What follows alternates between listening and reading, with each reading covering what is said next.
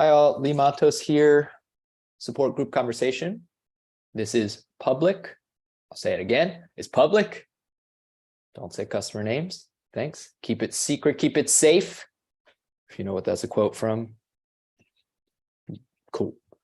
We have the group conversation agenda. Please add some topics there. You can review the support metrics slide deck, as well as the key review deck, where some other questions have been asked. I have some topics to start us off, but please add things to the agenda and we will call on you and discuss them. I wanted to call out that we've seen FRT performance dipping. We are exploring that. You can check this out in that metrics issue.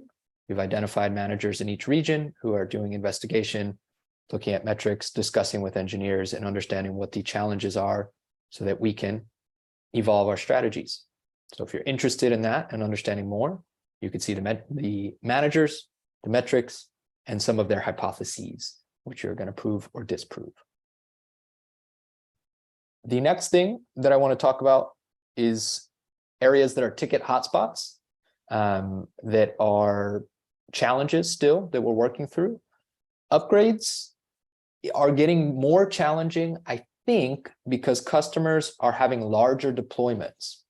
And with larger deployments, I think sometimes some customers are underestimating the complexity of upgrading, right? They're not as well versed as we are, and we need to continue to help them understand that and make those easier.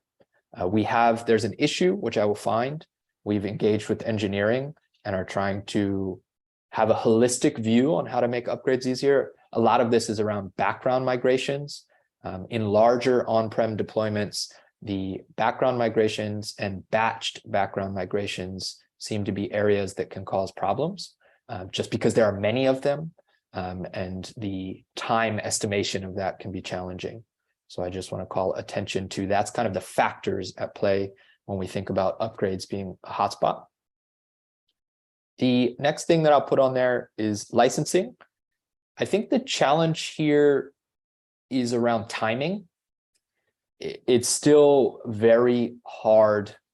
We are often feeling like we're scrambling in support to solve complex problems very quickly at the end of a deadline, due date. And that is something that causes a lot of stress for engineers that work in L&R.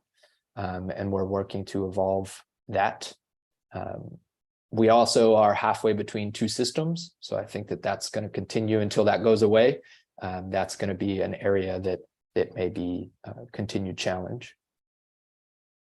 The last thing, this came up in a skip level I had with some engineers yesterday. We were talking about challenges they were seeing in tickets. And we have some customers that have been with us for a while, and they may have scaled out before we standardized on reference architectures. And now helping them convert to reference architectures and getting them on a more supported path can be a challenge. There are also some customers, which I'll say are front running us, right? They want to go to full Kubernetes deployments, and we are advising them to do hybrid Kubernetes deployments as we work through Giddily cluster and Prefect inside of Kubernetes. That's one of the areas that I've seen as well. Customers have been maybe ahead of us, and we're trying to say, hey, not yet. We're working through that. We're confirming it and helping to get them aligned there. So that's kind of an area. But this whole time I've been talking has been making room for you to write questions in the doc. And I see none. Throw them in the doc and let's talk about them. Let me jump on that last one, conversation-wise. All right. The reason people want Giddily and Prefect in Kubernetes, right? Let's everything in there. Okay, I get it. You got a priority. You got to eat it from somewhere, whatever. We don't recommend this on purpose. And it comes down to customer experience and the fact that we can't predict customer load. We don't know what their work patterns are going to look like. We don't know what that's going to look like on Giddily. And if you take Giddily out because we made a reasonable recommendation and in reality your workload is significantly different than that, you're going to have a bad day. And we don't want to make a recommendation to people, go have a bad day, right?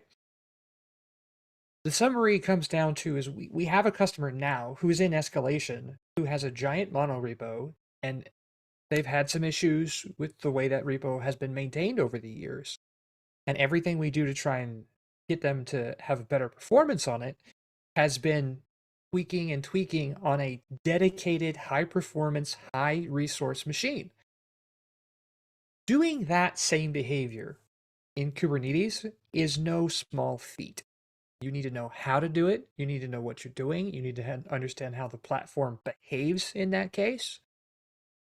And the truth is, the large portion of people that are attempting to use GitLab and Kubernetes aren't that skilled. That's not a knock against anyone or any customer or anybody who's ever tried it and failed. Okay, it's not.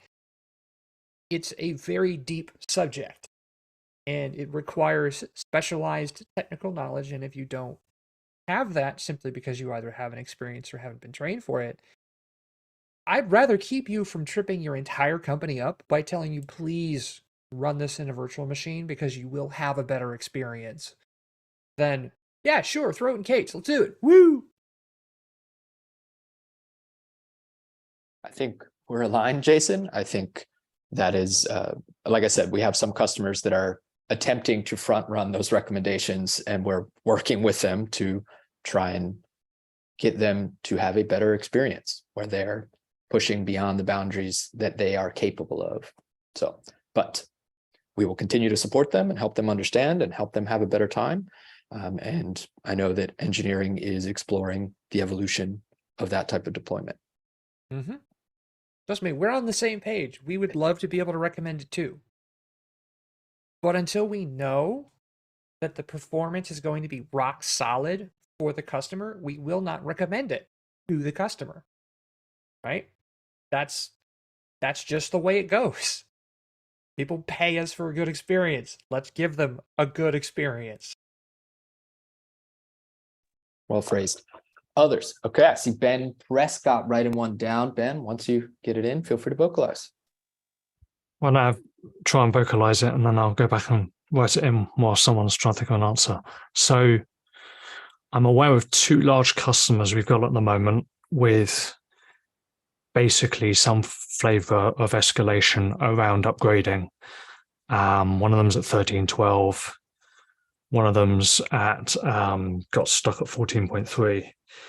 And I've seen an issue with a list of all the issues the 13.12 customer has had, testing those upgrades in like their non-production environments.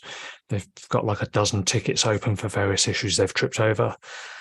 And we need to open a ticket for the other one that's stuck on 14.3 at the moment to basically go back over their previous upgrades and see if there's a pattern around why they have had a series of poor experiences upgrading. Both of these customers are running scaled out environments. The latter is a hybrid one with Kubernetes on the front end. I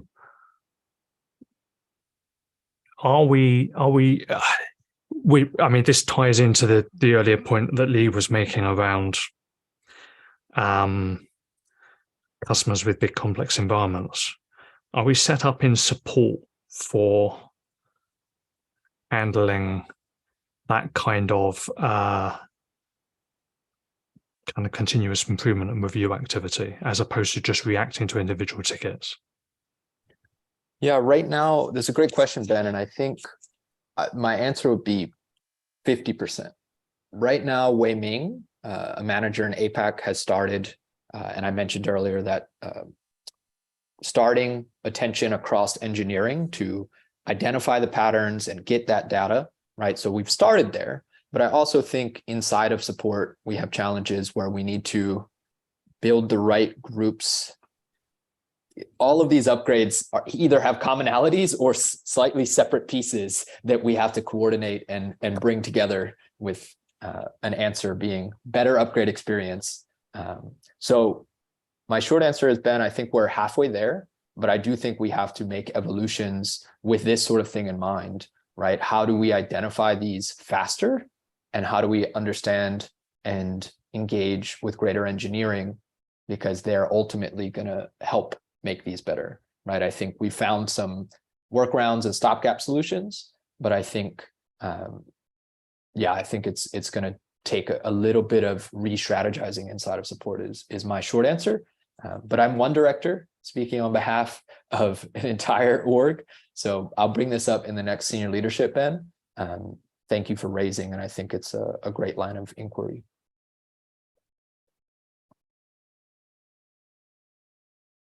Others, questions? Ben or Brent, if you have questions.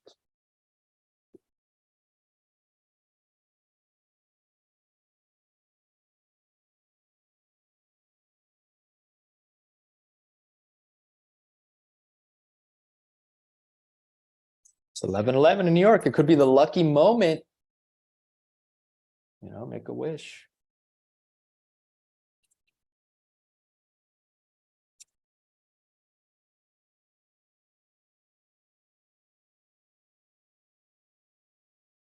There are no other questions.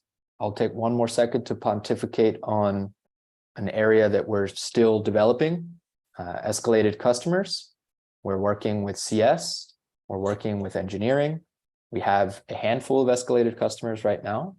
We are improving those processes, trying to make it easier to have anyone be able to start an escalated customer, to make sure that we're getting the right support.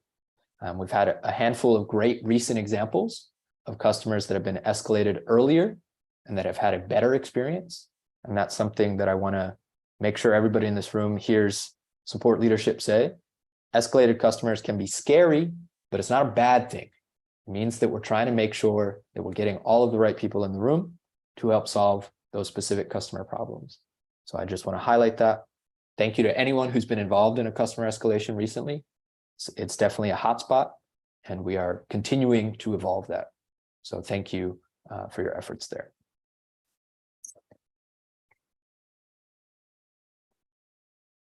There's no more. We'll drop it. I'll give you ample time. Put them in the dock.